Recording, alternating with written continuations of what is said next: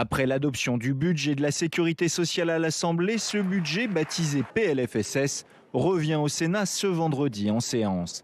Mais alors qu'ils pouvaient réécrire le texte, les sénateurs à majorité de droite et du centre vont le rejeter d'emblée, permettant sa validation définitive mardi prochain à l'Assemblée. Le Sénat a montré beaucoup de sagesse, parce que si on avait réouvert le dossier, bien sûr, on aurait pu reprendre un certain nombre de mesures qui nous sont chères, mais je crois qu'on n'aurait pas tenu les délais, et de ce fait, on tuait le PLFSS.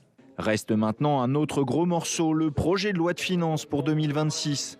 Et le gouvernement espère encore arracher un compromis, cette fois-ci avec l'ensemble du Parlement. L'objectif de doter la France d'un budget d'ici au 31 décembre, c'est possible.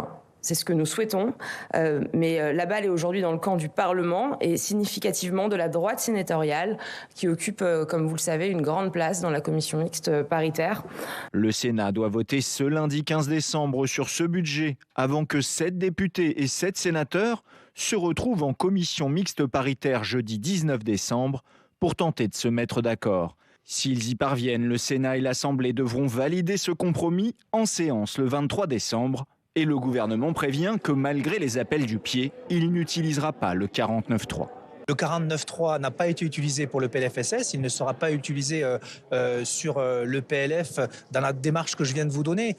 Il faut donner toutes ses chances à cette commission mixte paritaire. Il faut faire confiance aux sénateurs dans la capacité à construire des compromis. Si la CMP échoue ou en cas de rejet au Sénat ou à l'Assemblée, il sera impossible de tenir les délais. Restera l'option de la loi spéciale utilisée l'an dernier et qui permet de reconduire le budget voté l'année précédente, mais qui ne peut être qu'une solution provisoire. Renvoyons la recherche du compromis au début de l'année prochaine. Et on va en parler avec vous. Bonjour Mickaël Darmon. Bonjour. Merci d'être là et bonjour Bérangère Bonte. Bonjour. Merci également d'être avec nous. On va revenir sur ce qui s'est passé. Alors d'abord peut-être un mot sur l'adoption de ce budget de la sécurité sociale, Mickaël, et cette victoire de Sébastien Lecornu, la victoire de sa méthode aussi. Est-ce que ça peut être reproduit sur la question du budget de l'État ?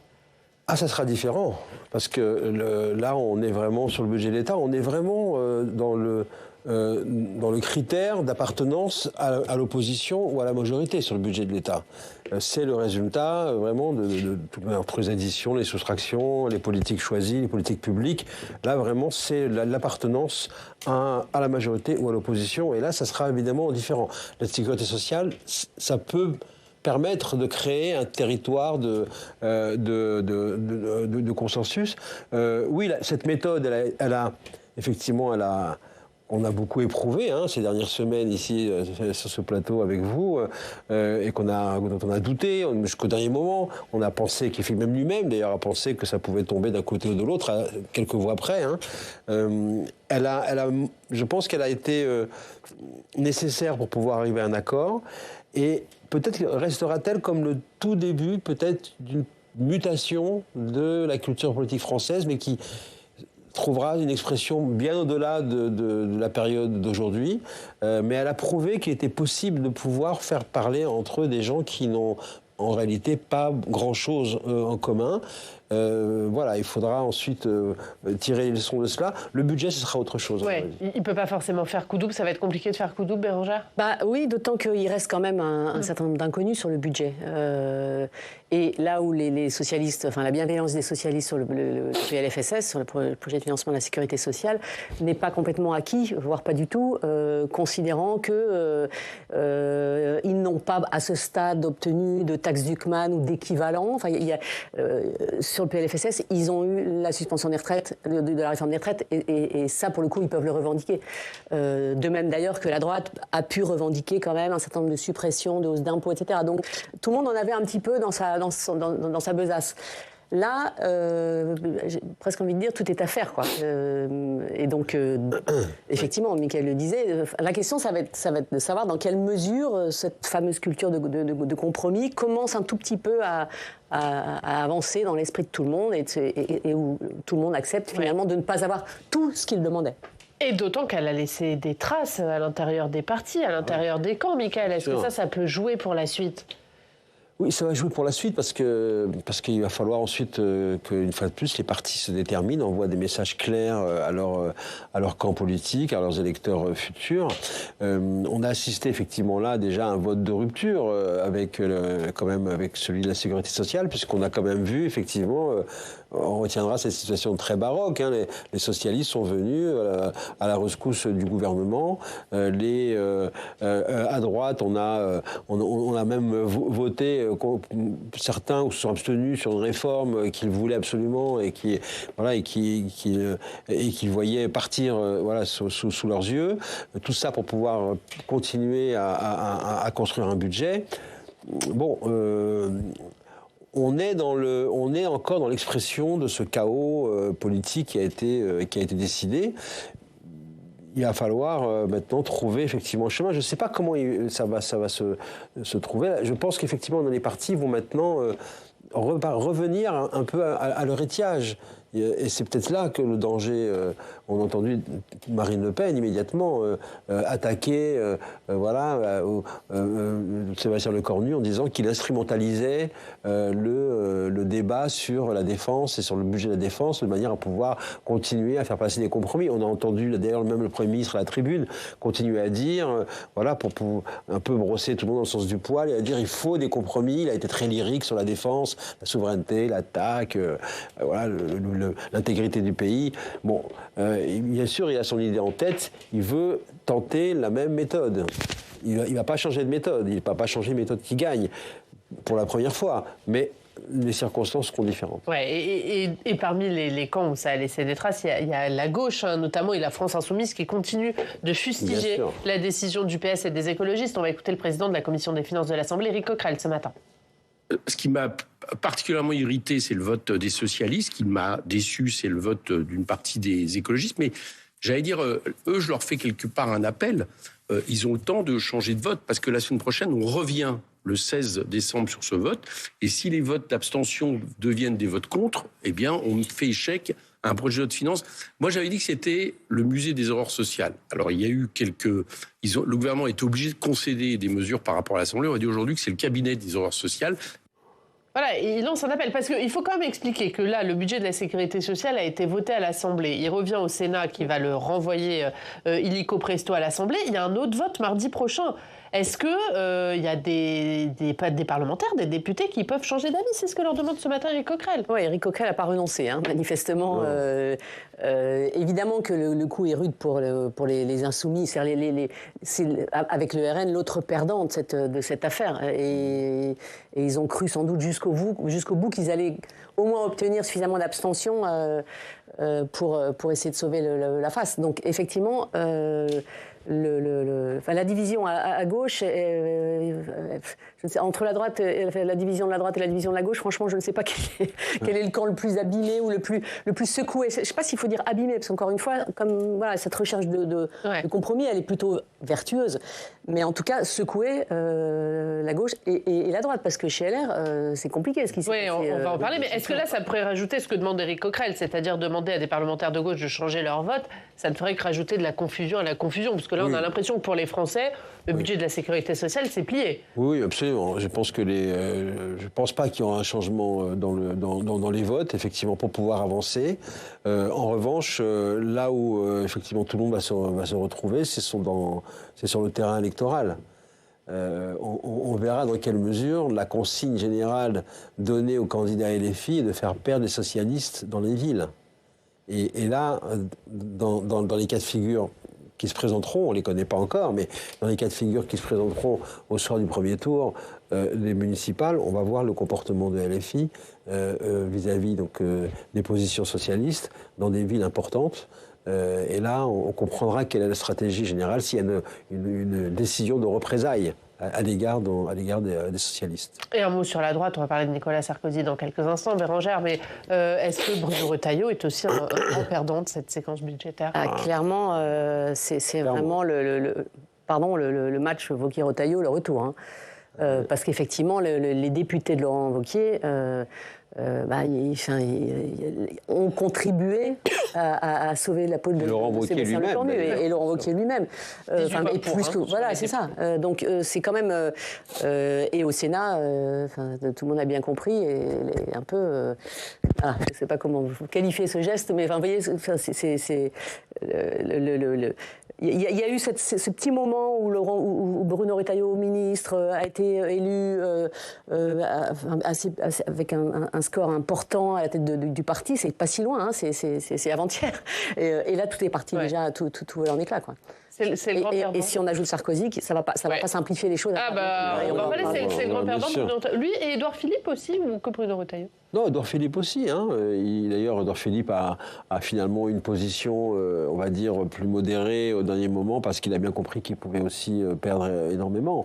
Oui, je pense qu'avec le recul, on peut considérer et se rappeler de cet engouement Retailleau qu'évoquait Bérangère, qui semble déjà évaporé, hein, comme la volonté quand même de la droite de chercher, de trouver quelqu'un qui puisse lui redonner la possibilité de revenir au pouvoir, de revenir aux responsabilités, de reprendre ce rôle de parti de gouvernement qu'elle a tenu depuis tant d'années. Effectivement, et ça fait le lien effectivement avec l'ancien président qu'on va évoquer bientôt. Ça montre aussi la puissance du traumatisme à droite sur le parcours de Nicolas Sarkozy. Tout le monde s'imagine qu'il n'y a que ce chemin qui permettent ensuite d'accéder aux responsabilités, hein, c'est-à-dire forger un projet de société à partir de l'intérieur, ce qui est quand même peu banal, mais en tout cas, une personne avait réussi à le faire, mais parce que tout le monde n'est pas Nicolas Sarkozy. En fait, ce dont on est en train de s'apercevoir, je ne suis pas suspect de lui faire des compliments, on verra dans quelques instants encore, mais là, vraiment, peu de personnes peuvent se targuer d'avoir conçu une campagne en 2007 comme Nicolas Sarkozy l'a conçue. Et on va en parler de Nicolas Sarkozy, sorti donc hier de son livre « Journal d'un prisonnier ». Et on va le voir sur ces images, le succès de la première séance de dédicace de l'ancien chef de l'État. Voilà, un bain de foule pour Nicolas Sarkozy. On pouvait s'attendre à un tel engouement, Bérangère ? Engouement, la ferveur ne fait pas une élection. Toutes les dernières tentatives de Nicolas Sarkozy, notamment la primaire de la droite, l'ont montré. Cette ferveur-là, ce sont probablement les mêmes qui étaient devant son domicile le jour où il est parti en prison. Bon, c'est un bloc qui est très fervent. Oui. Maintenant, c'est combien de bataillons Nicolas Sarkozy aujourd'hui? Et surtout... alors c'est très bien fait en com, je pense qu'ils ont très bien organisé ça, cette file d'attente interminable, ils ont distribué les livres dans la file d'attente de la librairie Lamartine, tout est parfait. C'est un moment de com magistral. Mais ce livre, pardon, mais c'est un scandale. Je veux dire, c'est un déni de justice, c'est une accumulation de contre-vérités. Moi, je suis très choquée par ce livre, parce qu'il réarrange un certain nombre de choses qui ont parfois été jugées. Il s'offusque de cette incarcération. Il a eu 2 bracelets électroniques, Nicolas Sarkozy. Donc après, c'est la prison. Enfin, et on peut parler du fond de l'affaire libyenne. On peut parler... Il insulte les victimes du DC-10 du TA en expliquant qu'elles n'ont jamais compris qu'il parlait avec Kadhafi, mais elles ont toujours dit l'inverse. Au contraire, elles ont toujours dit on comprend qu'il parle au président Kadhafi, on ne comprend pas qu'il se laisse corrompre. C'est pas du tout la même chose. Enfin, il y a un certain nombre de contre-vérités comme ça qui sont très choquantes. Okay. Si on résume, en 20 jours, finalement, il aurait lu 2 biographies et écrit un livre. Donc on connaît son côté hyperactif et hypermnésique, mais là, franchement, on est très très étonné. Ça, c'est la première réflexion. Ensuite, quand je vois ces images-là qui sont très connues en termes de construction scénographique, de communication, pour avoir suivi depuis l'origine de sa conquête jusqu'à ensuite une grande partie de son exercice du pouvoir, mais essentiellement pendant la campagne, toutes ces images-là sont construites depuis très très longtemps, et c'est ce qu'il veut retrouver. En réalité, il est prisonnier de son succès.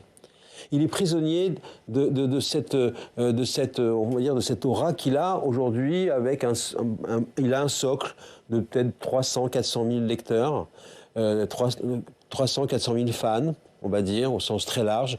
Il voudrait être président d'un club de pétanque. Ils viendraient tous sur lui et il serait élu au premier tour, pas de problème, avec ces mêmes fidèles. Mais voilà, c'est tout. Là où effectivement il tente encore de montrer qu'il a une influence à droite, c'est avec les propos politiques qu'il a tenus et qui sont d'une autre nature et effectivement laissent entendre vers quoi la droite peut aller. On va en parler puisqu'il relance le débat sur l'union des droites. Il ancre même. Les Républicains peuvent-ils gagner sur le Rassemblement national? C'est la question relancée par les propos de Nicolas Sarkozy. On va voir ce qu'en pense son ancien conseiller Henri Guénaud et le maire de Béziers, Robert Ménard.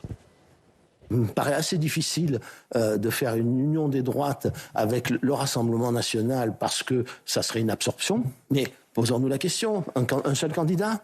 Alors, si on inclut dans cette union des droites le Rassemblement national, la prochaine élection étant l'élection présidentielle. Bon. Alors c'est Madame Le Pen ou Monsieur Bardella qui sera le candidat unique, parce que si vous faites des primaires, on voit bien ce qui va se passer. Donc, est-ce que Monsieur Philippe va aller faire la campagne de Madame Le Pen? A priori, non.